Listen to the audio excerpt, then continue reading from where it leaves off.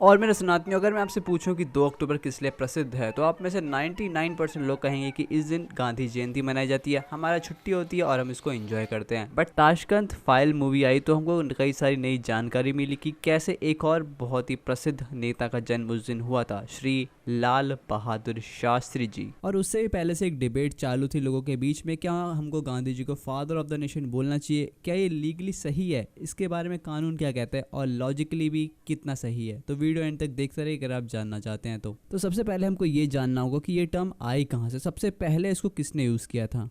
तो अगस्त 1942 में सुभाष चंद्र बोस जी ने सबसे पहले गांधी जी को फादर ऑफ द नेशन बोला था। उन्होंने कहा था, father of our nation in this holy war of India's liberation we ask for your blessing and good wishes. तो इसके अंदर उन्होंने जो हमारी लड़ाई चल रही थी अंग्रेजों के खिलाफ, उसके लिए उनको फादर ऑफ द नेशन बोला था, क्योंकि वो एक उस टाइम पे कोई ऐसी मिसाल थे, ऐसे एक लीडर बन के उभरे थे जो हमको यूनाइट कर रहे थे। बट किसी के कह देने से कोई फादर ऑफ द नेशन नहीं बन जाता, खासकर भारत, जहाँ पर सिर्फ भारत माता हो सकती है, भारत पिता नहीं। तो धार्मिक नजरिए से तो ये बिल्कुल गलत है, पर अब देखते हैं कि हमारे कॉन्स्टिट्यूशन इसके बारे में क्या कहता है। तो इसी सवाल का जवाब जानने के लिए ऐश्वर्या पराशर, जो कि एक 6th क्लास की स्टूडेंट थी, उन्होंने एक आरटीआई फाइल करी। बट पहली आरटीआई से उनको कोई भी आंसर नहीं मिला और ये 2012 की बात है, जबकि कांग्रेस की गवर्नमेंट थी। बट उन्होंने भी हार नहीं मानी और कई सारी आरटीआई फाइल की। उसके बाद उनको एक शॉकिंग आंसर मिला कि लीगली कोई भी फादर ऑफ द नेशन नहीं है। तो हम यहाँ से कह सकते हैं कि ऑफिशियली उनको कोई भी फादर ऑफ द नेशन का टाइटल कभी भी नहीं दिया गया। सिर्फ कुछ लोग थे, कोई विचारधारा लाइक कांग्रेस पार्टी ही थी जो उनको आज तक मिल्क करती आ रही है।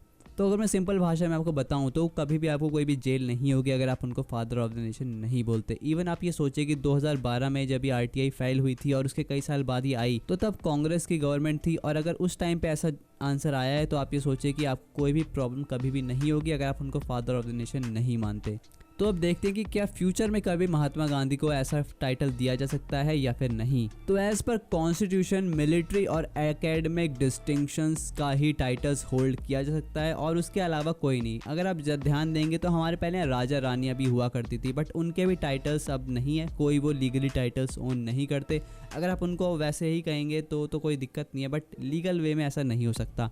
तो सेम गांधी जी का भी जो टाइटल था फादर ऑफ द नेशन, वो वैसे भी कोई लीगलिटी होल्ड नहीं करता था, बट लोगों का मन करे तो कह सकते हैं। और वैसे भी देखा जाए तो गांधी जी ने खुद ही कहा था कि उनको कोई भी टाइटल होल्ड नहीं करना। तो इन दोनों पॉइंट को ध्यान में रखते हुए हम ये कह सकते हैं कि उनको फादर ऑफ द नेशन कहना बिल्कुल गलत है। तो अब चलते हैं उनकी पब्लिक लाइफ में। क्या वो एक अच्छे फादर थे? क्या हम उनसे कुछ चीज़ें सीख सकते हैं? क्या कोई बच्चे को अगर हम बचपन से उनकी आइडियोलॉजी सिखाएं तो क्या वो भी एक ग्रेट लीडर बन जाएगा? तो ये जानने के लिए हमको उनके पर्सनल लाइफ में जाना पड़ेगा, उनके बच्चों के बारे में जानते हैं कि वो कैसे पर्सनैलिटीज़ बन पाए।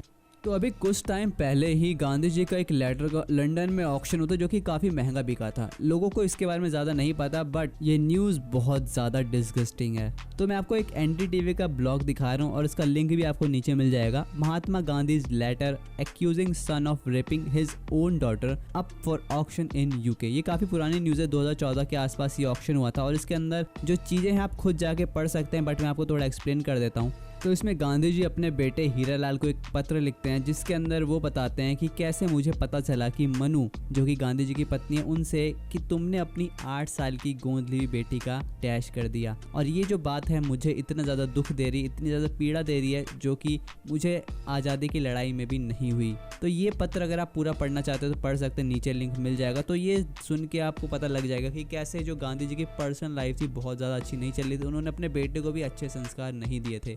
और अगर आपको लग रहा हो कि यार एक बेटा तो गंदा निकल सकता है, तो जो उनकी धर्मपत्नी थी मनु, उन्होंने भी एक ऑटोबायोग्राफी लिखी है कि कैसे उनकी लाइफ थी गांधी जी के साथ। तो उसके बारे में बात करते हैं। तो कस्तूरबा गांधी जी ने एक अपनी बुक लिखी है, उसका लिंक आपको नीचे मिल जाएगा। तो उसके अंदर उन्होंने बताया है कि कैसे गांधी जी उनको ताने मारा करते थे क्योंकि वो एक निरक्षर थी और उनको सजने संवरने से भी मना किया जाता था। तो इन शॉर्ट देखा जाए तो गांधी जी की पर्सनल लाइफ बहुत ज़्यादा अच्छी नहीं थी। उनको एक परफेक्ट मैन या फिर किसी भी तरह से फादर फिगर की तरह नहीं देखा जा सकता। और गांधी जी की book my experiment with celibacy के पार्ट के बारे में आप में से कई लोगों ने सुना होगा। मैं आपको ऑफ इंडिया का एक लिंक नीचे शेयर कर दूंगा। उसके बारे में काफ़ी डिटेल में उसमें बताया गया कि वो क्या किया करते थे, नहाना, ये सब बहुत ही ज़्यादा गंदी चीज़ है। और ये जब भी लोगों के सामने आएगी, क्योंकि देखो कई लोगों को ये पता है, बट जो नॉर्मल जनता है जो उनकी रिस्पेक्ट असली में करती है, उनको बिल्कुल भी नहीं पता कि इन सब बुक्स के बारे में। तो अब जब भी ये चीज़ें शेयर करते हो तो लोगों के बीच में बात होना शुरू होती है। और उसी बुक में गांधी जी ने भी लिखा है कि कैसे जब उनके पिता का देहांत हो गया था तो उनके मन में उनके पिताजी के लिए कोई भी शौक नहीं था, बट उनके मन में सिर्फ काम वासना थी।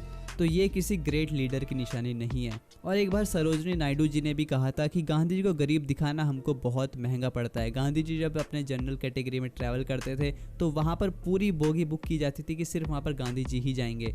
तो ये सब चीज़ें लोगों के बीच में हमको फैलानी पड़ेगी, उनको बताना पड़ेगा कि क्या सच है क्या झूठ। इस काम में आप लोग हमारी सहायता अवश्य करेंगे। तो इस सारे पॉइंट्स देखने के बाद आप में से कौन कौन है जो अभी भी मानता है कि उनको फादर ऑफ द नेशन बोलना चाहिए, क्योंकि ऐसी कोई भी प्रतिमा आप वहाँ पर लगा देंगे तो लोग उनके बारे में पढ़ेंगे, उनसे सीखेंगे, तो वही जनरेशन आगे बढ़ेगी। और सिर्फ यही नहीं, उन्होंने और भी ज़्यादा गलत काम करा था जो मुझे अपने बेसिस पे सबसे ज़्यादा गंदा लगता है कि उन्होंने, आपको पता होगा रघुपति राघव राजा राम एक हमारा भजन है, उसको उन्होंने कैसे ओरिजिनल लिरिक्स में छेड़छाड़ करके उसके अंदर अपना सेकुलरिज्म घुसा दिया था। उसमें उन्होंने एक लाइन जोड़ दी थी, ईश्वर अल्लाह तेरो नाम, जबकि जो रियल लिरिक्स है वो इस टाइप के हैं, रघुपति राघव राजा राम, पतित पावन सीताराम, सुंदर विग्रह मेघ श्याम, गंगा तुलसी शालिग्राम। तो उनको जो आइडल वर्शिपिंग थी शायद उससे भी दिक्कत थी, या फिर वो ये चाहते थे कि मैं सेकुलर बन जाऊं और जितने भी मुस्लिम्स हैं हम उनको अपने साथ जोड़ सकें। तो देखिए उन्होंने भी ट्राई करा था शायद से, और वो बिल्कुल फेल रहे, उसका कोई भी फ़र्क नहीं पड़ा।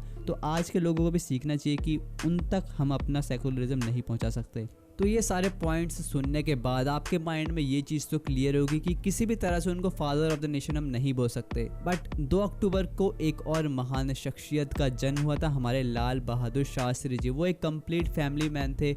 उनके बारे में जो भी चीज़ देखो सारी पॉजिटिव है, चाहे उनका लोन पे गाड़ी लेना, चाहे उनका 2 जोड़ी कपड़े रखना, चाहे उनका अपनी सैलरी में ही सीमित रहना, उन्होंने अपने बच्चों को भी वही संस्कार दिया। और अगर गांधी जी के साइड में हम लाल बहादुर शास्त्री जी को फादर ऑफ नेशन बोलते तो बहुत ही ज़्यादा पॉजिटिव रिजल्ट्स उसके देखने को मिलते, क्योंकि दोनों ही कांग्रेस से ही रिलेटेड थे, तो कांग्रेस को भी फ़ायदा मिलता और लाल बहादुर शास्त्री जैसे महान व्यक्तित्व को हम और अच्छे से समझ पाते।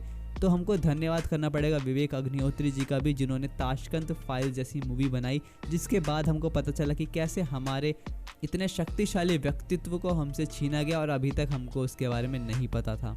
तो हमको आपस में मिलकर ही जो हमारी गांधी जयंती हम 2 अक्टूबर को मनाते हैं, उसकी जगह हमको लाल बहादुर शास्त्री जयंती मनानी चाहिए। जब भी आप अपने स्टेटस पे लगाएं तो सिर्फ शास्त्री जी को ही, कहीं किसी से बात करें तो यही बोले कि आज तो शास्त्री जी की वजह से छुट्टी है। हमको इसको पॉपुलराइज करना पड़ेगा, क्योंकि जो लोग चाहते हैं वही होता है। गवर्नमेंट चाहे कितने भी रूल्स बना ले, कुछ भी कर ले, बट जब तक लोग नहीं मानेंगे तब तक चीज़ें नहीं बदलती। तो आपको अपने अंदर बदलाव लाना पड़ेगा। और मैं यहाँ पर एक पॉइंट ऐड करना चाहता हूँ कि गांधी जी 100% बुरे नहीं थे, उनके 20% काम है जो कि काफ़ी अच्छे थे।